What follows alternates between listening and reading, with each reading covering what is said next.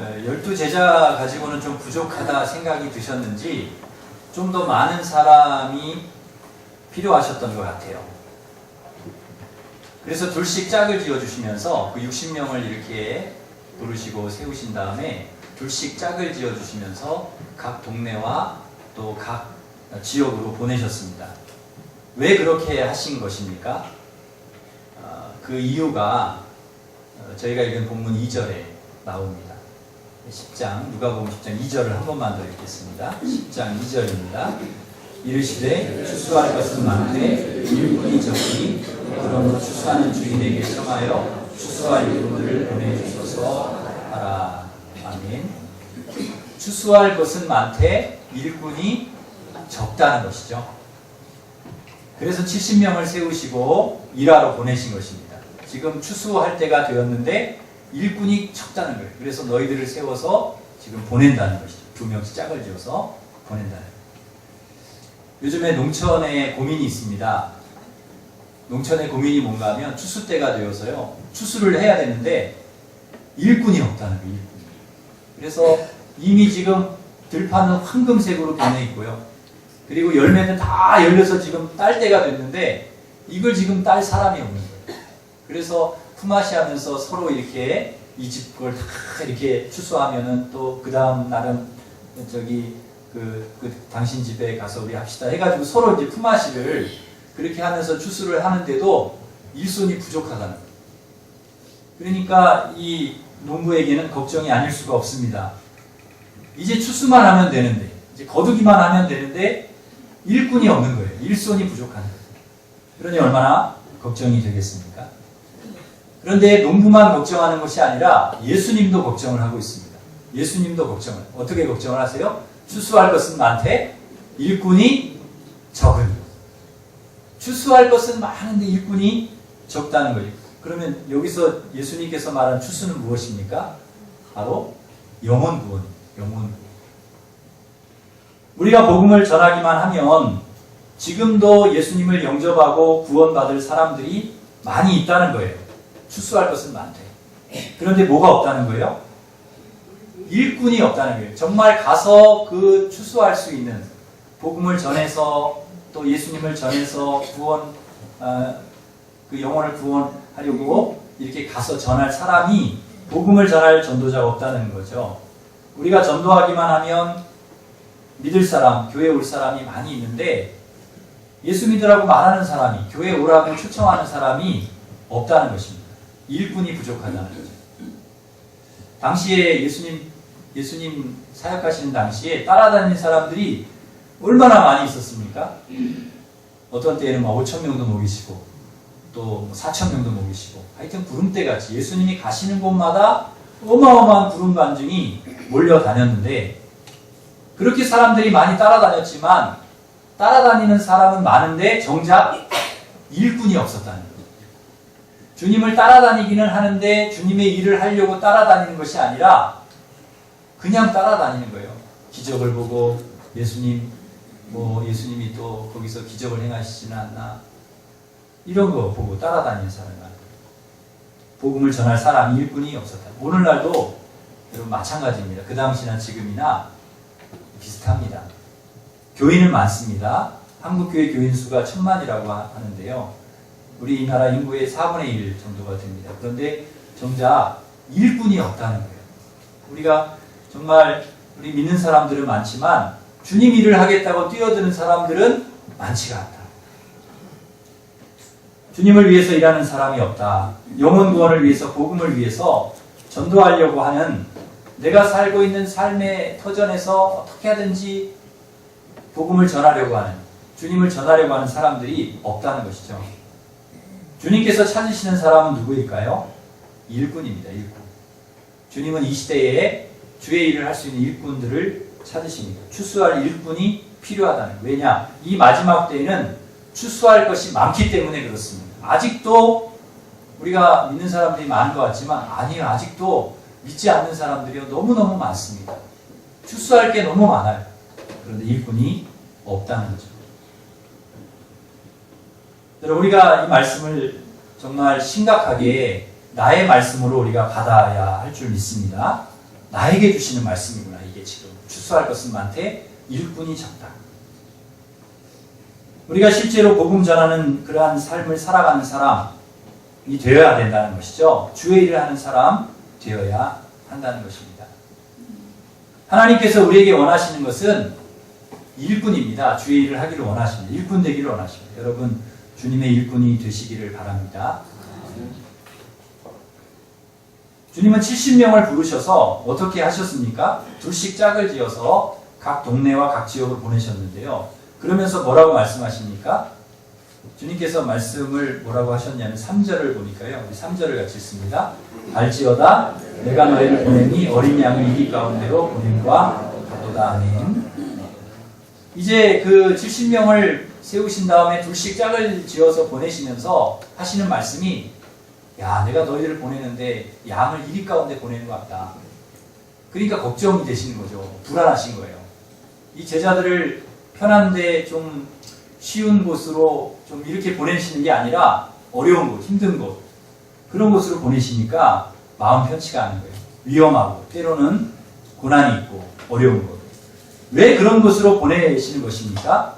그런 위험과 희생을 감수하고라도 추수를 해야 되기 때문에 영혼을 건져야 되기 때문에 복음을 전해야 되기 때문에 한 영혼이라도 더 구원해야 되기 때문에 그래서 보내신다는 거예요.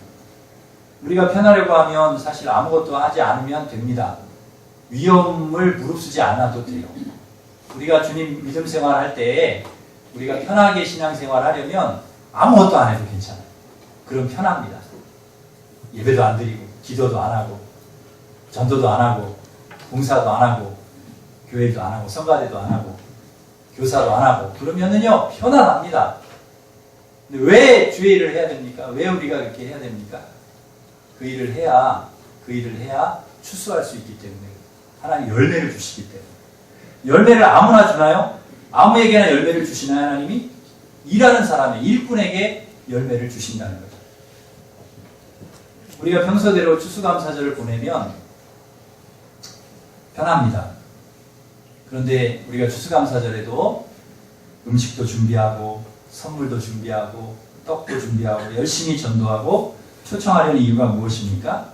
그것이 바로 하나님의 일이기 때문입니다.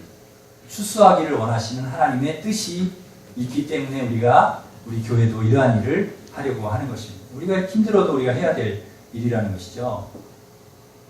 간혹 보면 우리가 신앙생활 하면서 수고하지는 않고 땀을 흘리지는 않고 대가를 지불하지는 않고 열매만 거두려는 그런 마음을 먹을 때가 있습니다. 하나님 복을 주십시오. 나에게 열매를 주십시오. 그런데 그게 그렇게 되나요? 그냥 하나님이 그냥 우리에게 열매를 주시나요? 그냥 우리에게 축복을 주시나요? 절대 그렇지 않습니다. 우리가 주의 일을 하고 우리가 헌신하고 희생하고 땀을 흘리고 노력을 하고 일을 해야 열매를 거둘 수가 있는 것입니다. 가서 추수를 해야 그 추수를 거둘 수 있는 거고 열매를 따야 일을 해야 열매를 거둘 수가 있는 거예요. 그냥 주시는 게 아니라는 거예요. 우리가 하나님의 일을 할 때도 마찬가지입니다. 하나님 일하겠다고 뛰어드는 사람에게 열매를 주십니다. 하나님 일을 하겠다고 덤벼드는 사람에게 추수의 기쁨을 주시는 거예요. 하나님의 영광을 위해 살겠다고 뛰어드는 사람에게 그 사람에게 하나님의 은혜를 주시는 것입니다. 그래서 신앙은요 도전이고 모험입니다. 하나님 믿고 뛰어드는 거예요. 주님께 뛰어든 사람, 그 사람에게 은혜가 있다는 것이죠. 여러분 주님께 뛰어든 사람을 한번 보십시오. 평범하게 산 사람들이 거의 없습니다. 모험과 도전의 연속. 주님 바라보고 주님 말씀 순종하고 그냥 뛰어드는 거예요. 물불 안 가리고. 그랬을 때 기적을 맛보기도 하고 축복을 맛보기도 했습니다. 뛰어들고 도전하는 사람에게 기적이 일어나는 것입니다. 가만히 편안하게 현실에 안주하는 사람에게 기적이 없습니다. 은혜가 없다는 것이죠. 아브라함을 한번 보세요. 하나님께서 아브라함에게 너 본토 친척 아비 집을 떠나서 내가 내게 지시할 땅으로 가라. 그랬을 때 아브라함이 앞뒤 재지 않고 그냥 떠나지 않습니까? 그냥 하나님 말씀 순종하고 떠나는 거예요. 아들을 바쳐라. 그러니까 아들을 데리고 그냥 떠나는 거예요. 하나님 말씀 믿고 모험과 도전을 감행하는 것입니다. 그랬을 때 그가 어떻게 되었습니까? 그가 실패하고 그가 잘 안 되고 그랬습니까? 물론 어려움이 있고 고난이 있기는 했지만 하나님께서 그에게 약속해 주신 대로 반드시 그에게 은혜를 주시고 그에게 복을 내려주셨습니다. 말씀대로 이루어주셨다는 그를 복의 근원 축복의 통로 믿음의 조상이 되게 하셨고 그 후손에서 예수 그리스도가 나오는 영광스러운 가문이 되게 해 주셨습니다. 신앙은 절대로 안주하는 것이 아닙니다. 신앙은 절대로 현재 내 삶의 안주에서는 안 됩니다. 이만하면 됐다. 그래서는 안 됩니다. 계속해서 우리의 믿음은 자라야 됩니다. 교인에서 성도가 되어야 되고 성도에서 제자가 되어야 되고 일꾼이 되어야 됩니다. 편안함에 그냥 우리가 안주해서는 안 된다는 거죠. 이만하면 됐다. 여러분, 그래서는 안 됩니다. 계속해서 우리 신앙이 자라가야 됩니다. 그리스도의 장성한 분량에까지 여러분 신앙이 자라가시기를 바랍니다. 그러기 위해서는 우리가 조금 더 해야 됩니다. 지금보다 조금 더, 지금보다 조금 더 전도해야 되고, 지금보다 조금 더 봉사 더 하고, 예배도 더 드려야 되고, 그래서 내가 주일 예배를 드렸다. 오후 예배도 드리고, 또 금요 기도도 하고, 또 새벽 기도도 하고, 조금씩 더 하는. 그래 우리 신앙이 자라는 것이죠. 기도도 우리가 지금보다 조금 더 하는 것입니다.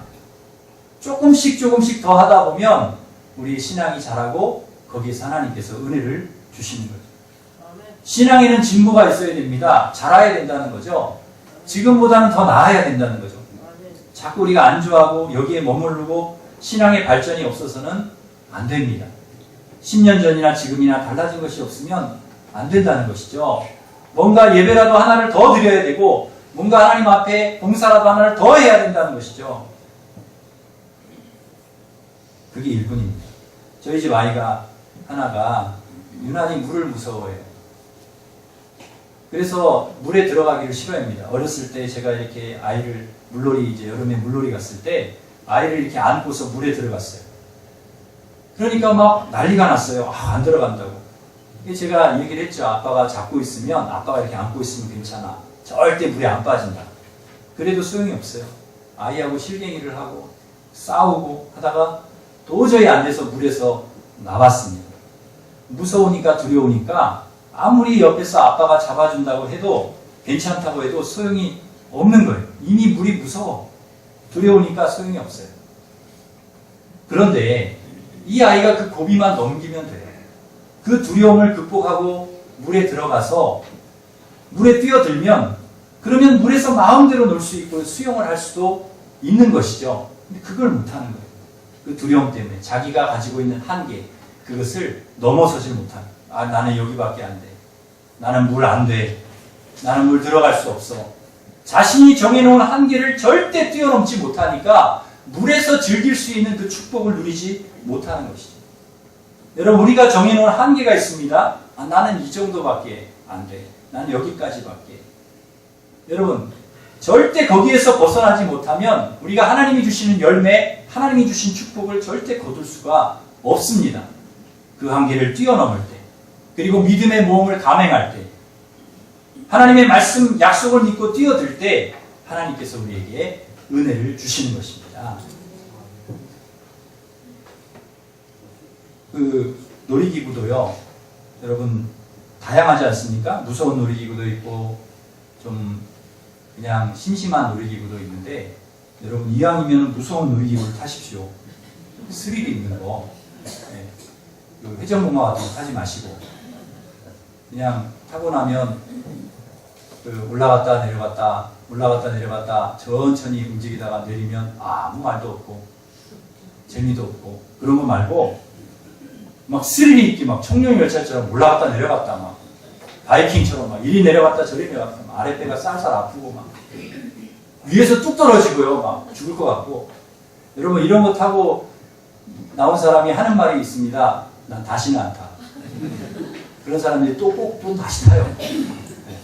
그리고서는 말이 많습니다. 이런 사람들은 내리자마자 뭐 재밌다, 뭐 스릴이 있다, 인생은 이런 거야, 뭐 이러면서 그렇게 얘기를 한단 말이에요. 그러네. 회전목마 탄 사람 말이 없습니다. 침묵이에요, 침묵. 뭐 재미가 있어야죠. 스릴이 있어요. 뭐 얘기할 게 있어야 얘기를 하죠. 얘기할 게 없는 거예요. 우리가 믿음의 모험을 감행하면요, 하나님께서 이야기할 거리를 많이 주세요. 우리가 하나님께 감사할 거리, 열매들, 정말 그 기쁨들 하나님께서 우리에게 넘치게 주신다는 거죠. 근데 그걸 경험하지 못하면 이야기할 거리가 없어요. 우리가 누구를 만나도 간증할 거리가 없고 이야기할 거리가 없고 하나님이 주신 은혜를 나눌 것이 없다는 거죠. 우리 한계를 극복하고 믿음의 도전을 감행할 수 있어야 돼요. 주의를 하라는 거죠. 주의를. 여러분의 있는 자리에서 주의를 하라는 거예요. 여러분 자전거도 두려움을 이겨야 탈 수 있습니다. 넘어지는 거 무서워하면 절대 못합니다. 스케이트, 스키도 마찬가지. 넘어지는 거 두려워하면, 실패를 두려워하면 우리는 절대 자전거 탈 수도 없고 안 되죠. 걸음마한 어린아이도 넘어지는 걸 두려워해서는 절대 걸을 수가 없습니다. 넘어지는 걸 각오하고 그리고 걸어야 걸을 수가 있는 것이죠. 그 한계, 본인은 나 못 걷는데 그럼 여기에 주저앉아 있으면 절대 안 된다는 것이죠. 걸어가야 된다는 거죠. 저는 그 아프리카의 초원에서 막 이렇게 그 촬영한 그런 그 동물의 왕국 같은 거를 굉장히 좋아하는데요. 잘 보는데 거기에 보면은 그 누우떼가 소떼, 아주 큰 누우떼들이 막 이렇게 그 가는 게 그 영상에 나올 때가 있습니다. 그러면은 어떤 강이 딱 가로막잖아요. 큰 강이 딱 가로막. 그러면 누우떼들이 그 강 앞에서 막 어쩔 줄을 몰라 합니다. 막 그 누우떼들이 막 이리 갔다 저리 갔다. 그러다가 맨 앞에 대장이 그 강물 속으로 점프를 합니다. 막 뛰어들어요. 그럼과 동시에 그 뒤에 있는 누우떼들이 일사천리로 다 뛰어듭니다. 그 물로. 그리고 그 물을 건너갑니다. 사실 그 물이요, 물도 깊고 물살도 세요. 거기에는 악어도 있습니다. 잘못하면 죽을 수도 있어요. 그러나 거기를 뛰어드는 거예요. 왜? 거기를 뛰어들어야 그 강 너머에 초원이 있습니다. 먹을 풀이 있어요. 본능적으로 그걸 알기 때문에 그리로 가는 거예요. 뛰어드는 것입니다. 모험을 감행하는 거예요. 만약에 뛰어들지 않고 뒤에 뒤쳐졌다. 아, 나 저 무서워서 못 가. 그럼 반드시 거기서 죽는다는 것입니다. 그 누우는. 도태가 된다는 거예요. 여러분 뛰어가야 됩니다. 건너야 됩니다. 위험과 고난의 부담이 있지만 그럼에도 뛰어들면 그 강 너머에 무엇이 있습니까? 푸른 풀밭, 초원. 거기에 물가가 있는 것입니다. 주님께서 오라 했을 때 베드로는 가차없이 물 위로 뛰어듭니다. 두려움 때문에 뛰어들지 못하면 절대 물 위를 걸을 수가 없습니다. 기적을 맛보지 못합니다. 새로운 경험을 그는 할 수가 없습니다. 말씀을 의지해서 뛰어내리고 말씀을 의지해서 그물을 오른쪽으로 던지고 깊은 데 가서 그물을 던지고 그럴 때 우리는 고기를 잡는 것이죠. 물 위를 걸을 수가 있는 것입니다. 여러분 신앙은 모험입니다. 안주하는 게 아닙니다. 이만하면 됐다가 아닙니다. 우리의 신앙은 잘하는 것입니다. 떠나고 하나님이 떠나라 할 때 떠나고 뛰어들라 할 때 뛰어들고 가만히 있지 않는 것입니다. 계속해서 도전하고 모험을 감행하는 것입니다. 사실 쉽지 않습니다. 힘듭니다. 위험합니다. 주의를 한다는 것이 그렇게 편안한 일이 아닙니다. 간단하지가 않습니다. 그런데 거기에 축복이 있고 거기에 은혜가 있습니다. 기적이 있습니다. 주의 일 속에 하나님께서 그 모든 것을 담아 놓으셨습니다. 주의 일을 하겠다고 도전하는 사람에게, 주의 일을 하겠다고 뛰어드는 사람에게 그 은혜가 주어지고 열매가 주어진다는 것이죠. 그러기에 좀 힘들지만 이건 무모한 도전이 아닙니다. 무모한 모험이 아니라는 것이죠. 하나님을 믿고 뛰어드는 것입니다. 해보는 거예요. 일하는 것입니다. 사랑하는 성도 여러분, 그렇게 주의 일에 힘쓰기를 간절히 바랍니다. 주님 일에 뛰어드는 일꾼들이 되기를 바랍니다. 여기가 끝이 아닙니다. 우리는 여기가 끝이 아닙니다. 이게 전부가 아닙니다. 우리가 할 수 있는 능력이 여기가 한계가 아닙니다. 하나님께서 우리를 일꾼으로 부르시고 더 큰 일을 하기를 하나님 원하신다는 것이죠. 하나님께서 함께 하시면 반드시 하나님께서 우리에게 힘을 주시고 감당할 능력을 주십니다. 그러므로 우리는 말씀에 의지해서 믿음으로 순종하고 걸어가야 합니다. 그럴 때 놀라운 일들이 우리 앞에 펼쳐지는 것입니다. 70명을 보내면서 주님께서 그러시잖아요. 어린 양을 이리 가운데 보내는 것 같다.